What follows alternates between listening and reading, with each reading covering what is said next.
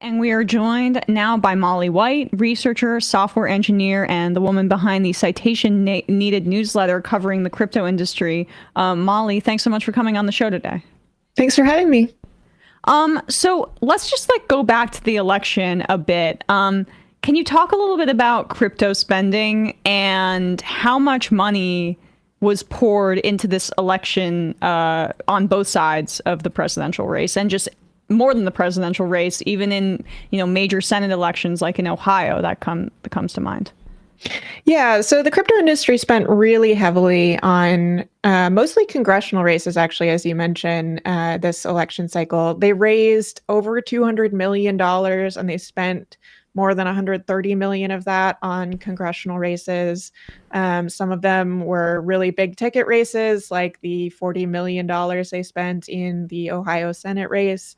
But they spent very widely and in varying amounts across races throughout the United States. In some cases to support specific candidates, and in some cases to oppose candidates that they saw as threats to the crypto industry. They did spend somewhat on presidential races, not through the super PACs that they created, but as individual crypto founders and companies that were donating to Trump's super PAC primarily, although one crypto founder did also support Kamala Harris. Who's that founder? Just to keep in the back of my head. It's one of the people behind Ripple, which is a stablecoin company. Although some other executives of that company supported Trump, so it's a bit of a mixed bag over there. Well, I'm wondering, because there was a story that we've talked about numerous times now, just because of how much it infuriated us, that 2 weekends ago, I think at this point, Hakeem Jeffries went out to Silicon Valley to make nice with the tech people, which I assume includes a lot of crypto folks. And I'm wondering, who are the crypto people that are getting people like Senator Gillibrand to talk about how we need to regulate the industry and formalize it, as opposed to, I don't know, kill it altogether because it's mindless speculation that is massive transfers of wealth to the top of people who already have a bunch of money? Yeah, so a lot of that is coming out of some of the biggest crypto companies that probably spring to mind when you think of the crypto industry. So Coinbase, for example, has been very heavily involved in lobbying and in political spending. Ripple has been very involved. The Winklevoss twins, who are behind the Gemini cryptocurrency exchange and also are heavily invested in the sector. Venture capital companies like Andreessen Horowitz have spent very heavily and have been involved in the lobbying as well. And as you allude to, there has been this very concerted effort to try to convince politicians that crypto is this important issue that not only they need to care about from a policy perspective in order to support the crypto industry, which they claim is, a crucial part of the American economy, but that this is actually something that voters cared about, and that, a candidate could win or lose their election based on supporting the crypto industry, which was not actually a particularly true narrative, but it was something that the crypto industry was heavily claiming as a part of their goals to sort of buy support from various congressional leaders who were either up for re-election or who were aiming to be elected for the first time. You mentioned Andreessen Horowitz, and I want to get back to Mark Andreessen in particular and the debanking fixation that he has and what that really means. But how did crypto get from the central libertarian premise of wanting cryptocurrency to be outside of the whims of the fiat currency in the United States, and an asset that is not going to be at the whims of the dollar, essentially, to now relying on U.S. government intervention to uphold the industry, and even discussions about integrating crypto and pegging it not to like a stable coin, but to the U.S. dollar? Is that not a part of the consideration now, like some of what these folks are discussing? Yeah, so a lot of the original crypto ideology about, getting away from American government control of money and avoiding intermediaries and, being able to transact freely without government intervention or oversight, that is really fallen by the wayside in recent years. I think as crypto companies have realized that it is actually extremely lucrative to have the support of the US government and not be sort of in an adversarial position with them. There are some smaller, crypto projects that still hang on to that original ideology. And you do hear a lot of those talking points repeated by crypto executives, even the billionaires who are donating massive amounts to Trump. But in reality, I think they have strayed very far from that ideology and have realized that it is far more profitable to be this sort of unregulated shadow financial system that is, at least nominally endorsed by the US government, while having very few of the regulations and consumer protections that traditional financial companies have to comply with, which can make it very expensive to be in the financial industry. And so rather than creating this alternative or a sort of subversive version of a financial system, they are really just mirroring the existing financial system, but without the protections that have been learned over hundreds of years of very painful lessons through financial collapses and scams and frauds and devastation on people who get involved with those types of systems. Can you explain the differences in how a traditional bank is regulated and what agency mechanisms are used to regulate that bank and how crypto is outside of that? Yeah, so there are a bunch of different regulators that sort of work together to oversee banks, some at the federal level, some are state regulators.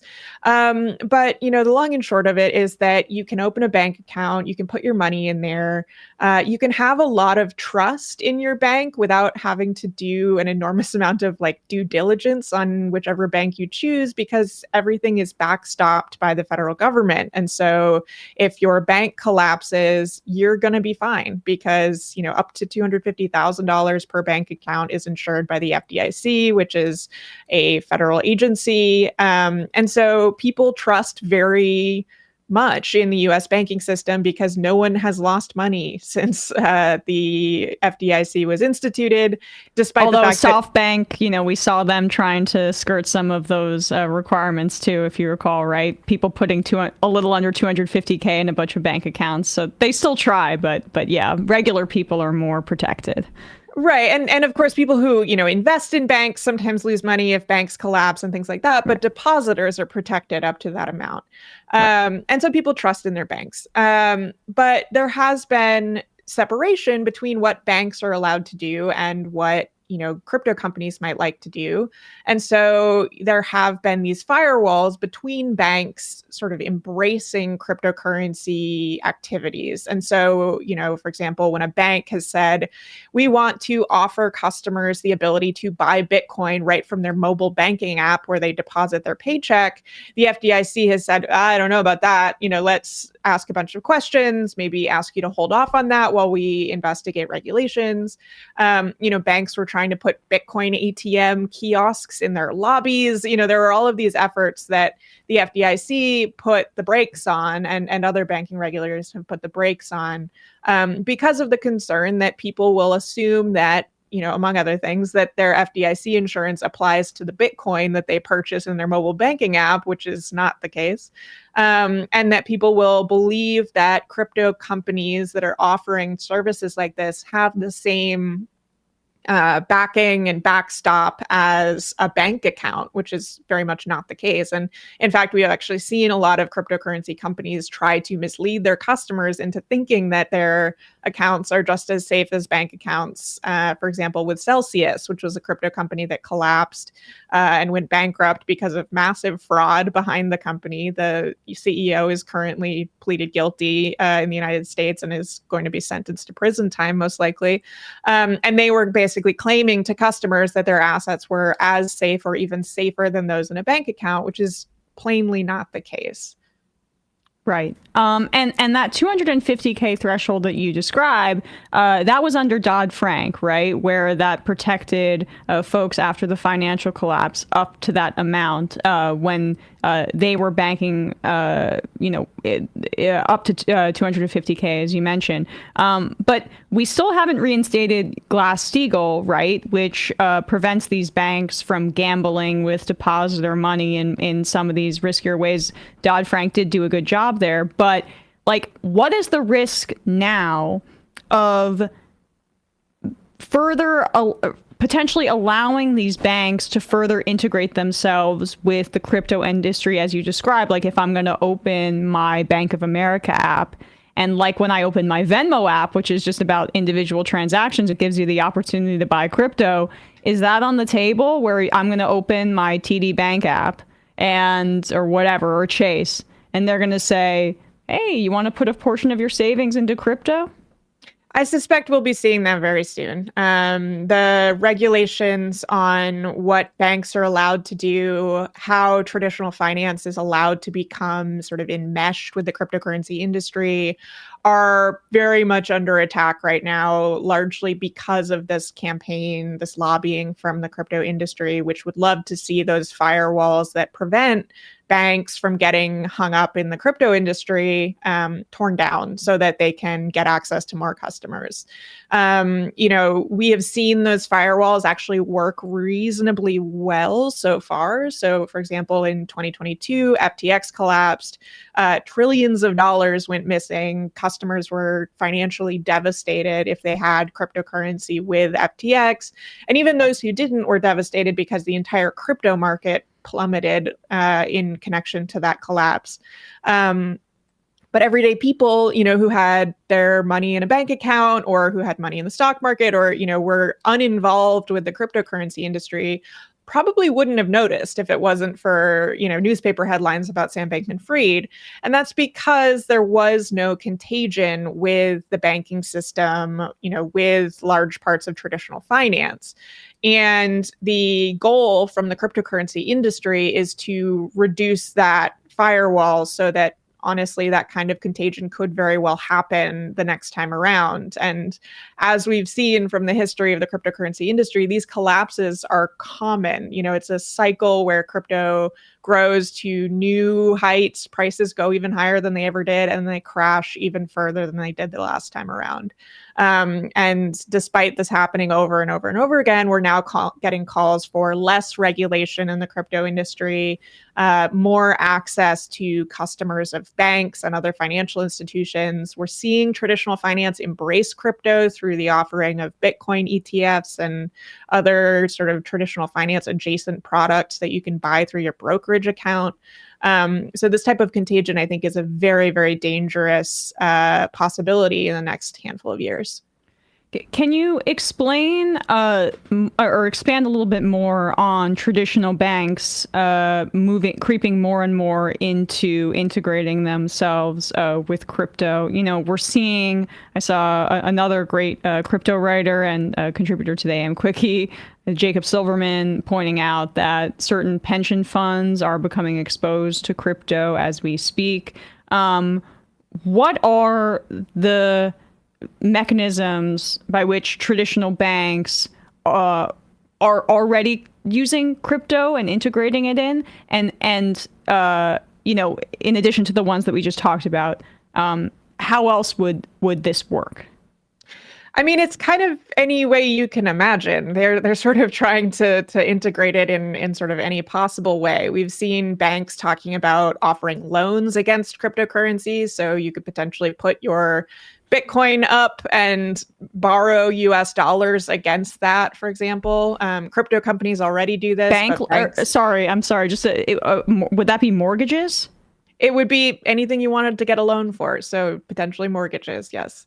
In fact, Coinbase, after the administration has reinstated a program to lend people dollars against their crypto and actively marketed it as, this is a good way to get money for a down payment for a house. So that is one way that we're seeing them do it. Banks holding crypto sort of on their balance sheets is something that we're starting to see them interested in, and even other companies as well. Exposure to crypto adjacent assets like these ETFs, which you're not actually holding Bitcoin, for example, but you are holding an asset that is pegged to the price of Bitcoin. Banks offering custody services and other banking services or crypto related services for crypto companies where, instead of a bank just holding the US dollars and providing, payroll and normal banking options for a cryptocurrency company, they would actually be taking on crypto asset custody risk, and taking control of, crypto assets. Banks have talked about wanting to put their activities on the blockchain. I mean, it's really anything you can imagine. And the ETFs, the exchange, I'm sorry, I'm forgetting the acronym. Exchange Traded Fund, yeah. Exchange Traded Fund. What does that underlie for a lot of folks, whether it's in their retirement accounts or, what role does that serve and why does integrating crypto into it present such a risk? Well, the ETFs really just add another avenue through which people can get exposure to Bitcoin. So, it used to be that you had to get a crypto trading app and figure out how to convert your money and, put it into a crypto wallet, and you had to keep custody of your crypto tokens, which is sometimes challenging to do. And, there's all of this sort of work that goes into holding crypto. Whereas with a crypto ETF, you buy it through your brokerage account, like you might buy a stock or any other ETF or, a mutual fund.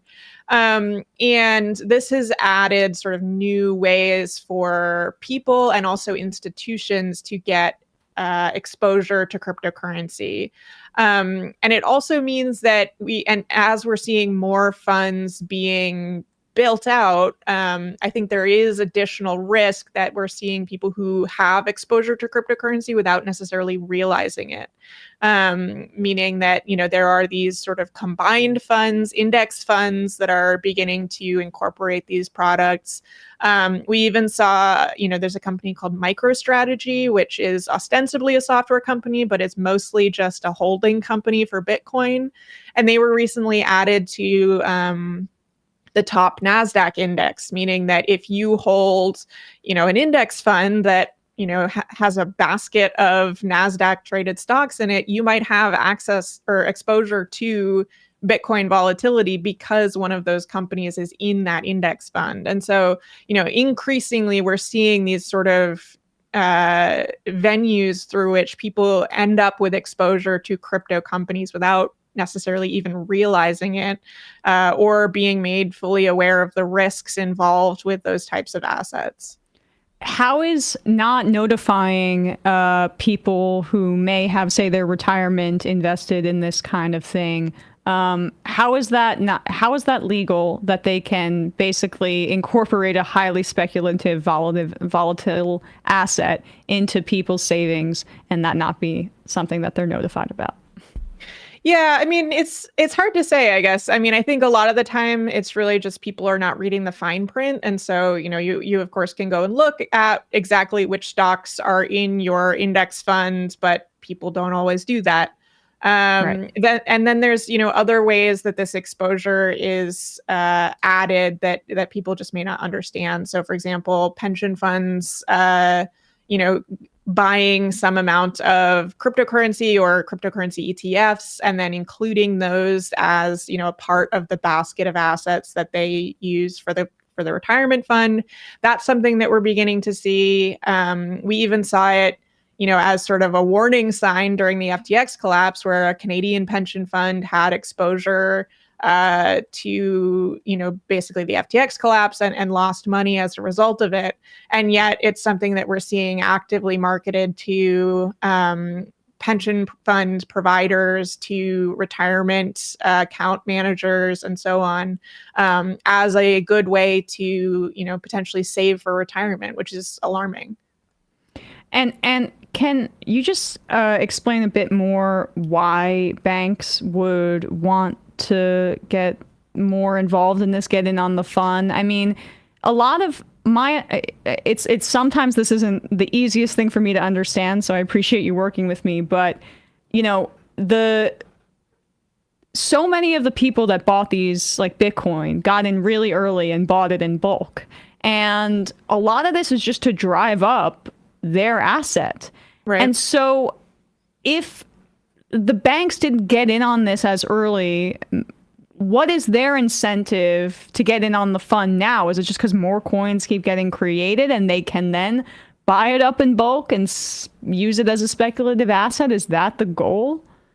I think it's really a mix of things. Part of it is that people see it as sort of like any other risky asset where the upside is potentially really high. And so they're willing to take on the risk because the return might be massive. And, even though it's really not possible to accumulate the amounts of Bitcoin that some of the earliest Bitcoin investors, if you want to call it that, have, people still, accumulate substantial amounts of it. And we do see these price swings every time the market crashes and then, recovers to some extent. So around the time of the FTX collapse, Bitcoin was as low as like $16,000. Now it's up to like $100,000 per Bitcoin. And so people see that potential upside as very tempting, even though it can just as easily go in the opposite direction and regularly does.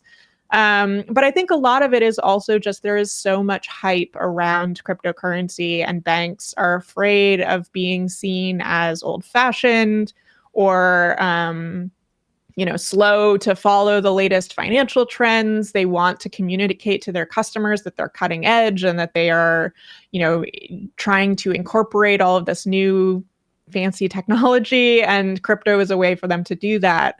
There are countless amounts of dollars spent on convincing people who work at banks and other financial institutions that they need to get on the bandwagon because crypto is cool and it will attract their customers and they can make all this money off of it by providing crypto related products to their banking customers.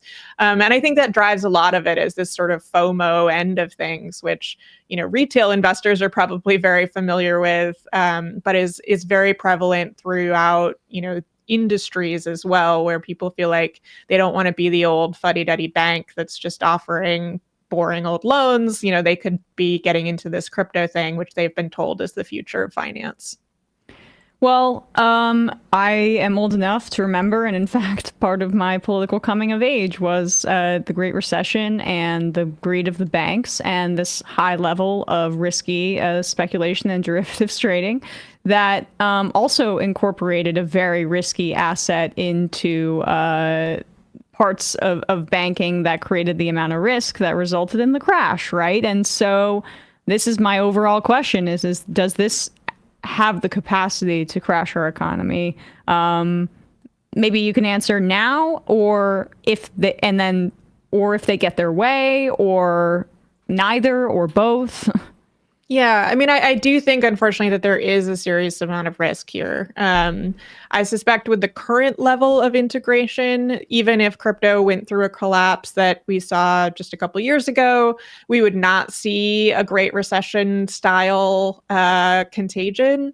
But I think that the very rapidly progressing changes in regulation that the cryptocurrency industry has spent over $100 million on and is raising even more money to continue to pursue, and seems to be getting, very much raise that risk, and that type of contagion could be in the very near future, unfortunately, if these types of regulations are removed, or if favorable regulations are installed for the cryptocurrency industry. The more that we're seeing the US government endorsing crypto, I think the higher the risk is becoming. We're starting to see states talking about establishing Bitcoin reserves at the state level. And so, this is, actual people's money, taxpayer money, going towards acquiring Bitcoin, which, as you mentioned, is profiting those like the Winklevoss twins who bought Bitcoin very early on and are now billionaires. Again, at the expense of everyday people, while also introducing this degree of financial risk throughout the American economy.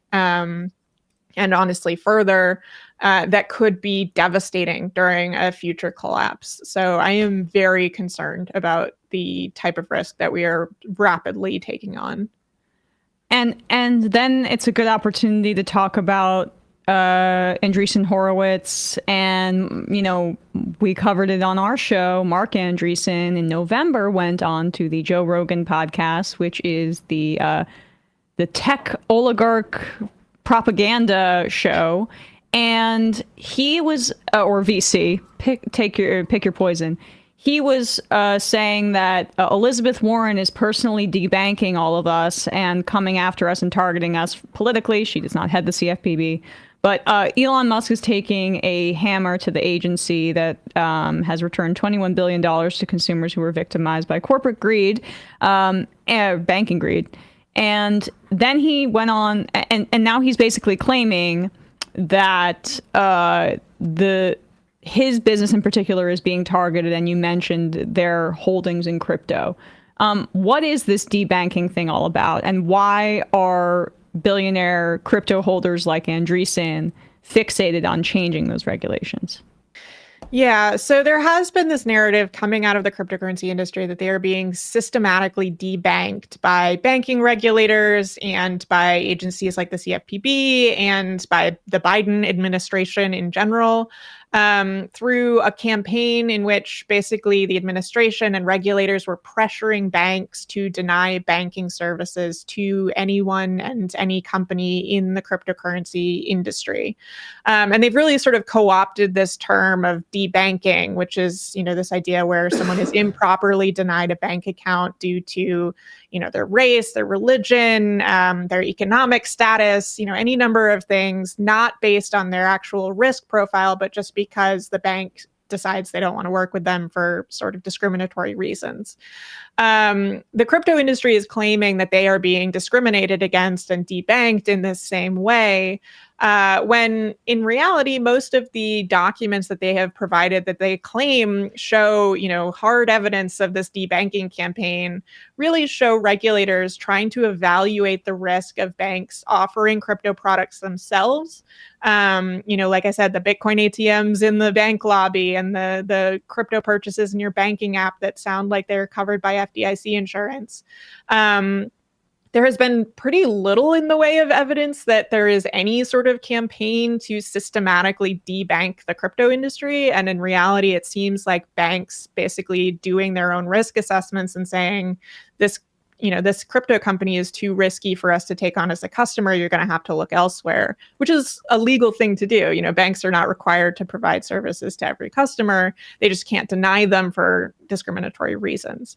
Well, they are discriminating against these corporate persons, according to the Supreme Court, right, based on the industry that they're in, which is the same as apparently racial discrimination. Right. But anyway, this is all culminated in this campaign. It's been used as basically ammunition by the cryptocurrency industry to bolster this campaign to attack regulations on banks and other financial service providers. And it's ironically enough been used as ammunition to attack the CFPB, which is actually the number one defender against discriminatory debanking. They are sort of the primary consumer debanking watchdog. And yet, as the crypto industry is making all of these claims of debanking and even arguing about more general debanking against, they say it's happening against conservatives or other industries like the firearms industry or, religious organizations, even as they are making these claims about consumer debanking, they are celebrating the shutdown of the CFPB. Coinbase, for example, their CEO, Brian Armstrong, was, basically shooting off confetti cannons about the fact that the CFPB was being shut down, probably because the CFPB recently issued a sort of interpretive rule saying that Coinbase would have to make whole customers who are victims of basically phishing scams, stealing their cryptocurrency out of their Coinbase accounts, which a recent investigation by a cryptocurrency researcher called Zach XBT suggested was like $300 million a year that Coinbase was allowing to be stolen stolen from its customers, that they would have to repay. And so, it's very clear why someone like Brian Armstrong and Coinbase would be opposed to the CFPB, because they might install consumer protections for Coinbase customers who are historically ignored by Coinbase when they complain about stolen funds. And, it's inconvenient for them to support an agency that otherwise might be a very useful ally if they were concerned about debanking in the ways that they claim. But in reality, it's really just a political weapon to try to advance their goal of slashing regulations, reducing these firewalls between the banking industry and crypto, and, basically just allowing them to do whatever it is that they want. Consumers be damned. And you write about the dubbing of it as Operation Choke Point 2.0. Can you explain what that means? So that's a callback to a actual improper debanking, basically scandal that happened during the Obama administration. The true extent of it has been overblown somewhat, I think, but it is true that there was this effort through government pressure to discourage banks from providing services to a number of industries that they decided were high risk. And so that included firearms. It also included, payday lending and those types of... Great. Good job. Yeah, right. Escort services and various other sort of industries that were deemed to be at high risk for money laundering and those types of things. And that was shut down. The FDIC retracted that and, apologized, and there was investigations and all sorts of things. The crypto industry is saying that what's happening right now is Operation Choke Point 2.0, that basically the Biden administration and Elizabeth Warren, I guess, revived this, controversial and improper campaign against an industry. Although there has been very little in the way of evidence suggesting that that is true. And that, what are their goals, I guess, as we wrap here? Did they want to change the classification of their regulation? Is that part of what they're trying to do with this? No, I mean, it really comes down to they want access to the banking system. They are, sort of categorizing a very broad range of things as debanking that are really not debanking. So, even though they describe it as being denied access to banking accounts, they're actually talking a lot of the time about these banking services that banks would be providing that would be closely integrating cryptocurrency into the banking system. And like I said, I think it's really just a weapon against the banking regulators to be used sort of in a very broad way to undermine them and to diminish the degree to which they can oversee banks.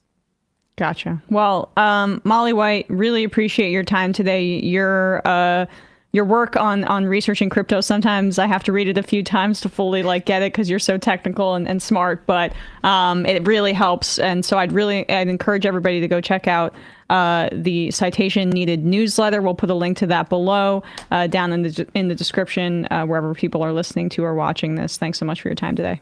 Thanks for having me. Hey, folks, don't forget to hit the subscribe button and check out our daily show. We do it every day at 12 p.m. Eastern for about 2.5 hours. We even take phone calls. You should check that out.